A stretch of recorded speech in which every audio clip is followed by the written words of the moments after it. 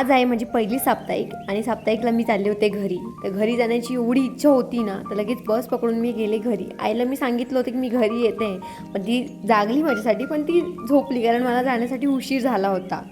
Good morning Maharashtra. त्या दिवसाची सुरुवात होत आहे पाणी काढण्यानं, कारण वाऱ्या वावदानामुळे लाईट गेली म्हणून मोटर चालू होत नाही, म्हणून मम्मीनं आम्हाला पाठवलं पाणी आणायला, ते पण विहिरीवरती.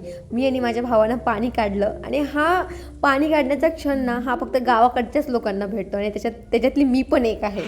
आणखीन सुद्धा गावाकडे असं विहिरीतून पाणी घरी कोण नेतं कमेंटमध्ये नक्की सांगा, कारण ह्या टेक्नॉलॉजीच्या जमान्यामध्ये ह्या गोष्टी करायला भेटतच नाही जवळपास. पाणी काढल्यानंतर मी खालच्या नालीमध्ये गेले निमीला भेटायला. तर शेताच्या बाजूनं हे गड्डा आम्ही खणला आहे, तिथे एवढा पाणी तुंबलं होतं कारण एवढा पाऊस पडला होता. आणि खूप दिवसानंतर मी निमीला भेटते ना, तर ती मला ओळखतच नव्हती पहिले. नंतर तिला आठवलं, अरे हां हीच ती मला खूप जीव लावणारी अशी माझी गोड निमी, जी की माझ्या भरतीच्या काळापासून ती माझ्या आत्तापर्यंत सोबत आहे आणि खूप प्रेमळ आहे, खूप गोड अशी माझी निमी आहे.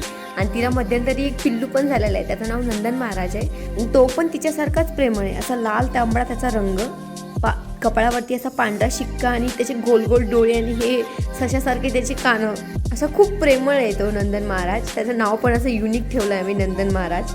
नागपूरमध्ये जे जांभळ मला 40 रुपये पावशेर भेटत होते ना, ते आमच्या जांभळीखाली डायरेक्ट बोरासारखे पडलेले, एवढे काळे आणि मस्त गोड जांभळ हे.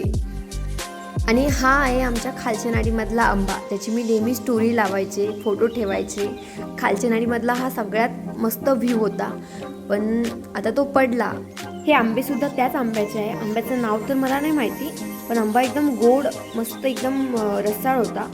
दादा सांगतोय मला की आंबा कसा खायचा. आणि 9 महिन्यानंतर मी खूप सारे आंबे खाल्ले, कारण नागपूरमध्ये आंबे खायला भेटलेच नाही जवळपास.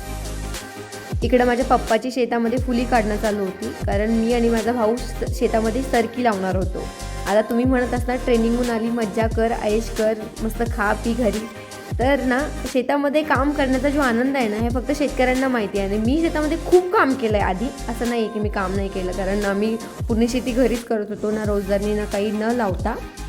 हा होता माझा घरचा पहिलाच मिनी ब्लॉग. आवडल्यास नक्की लाईक करा, शेअर करा आणि सबस्क्राईब करायला विसरू नका.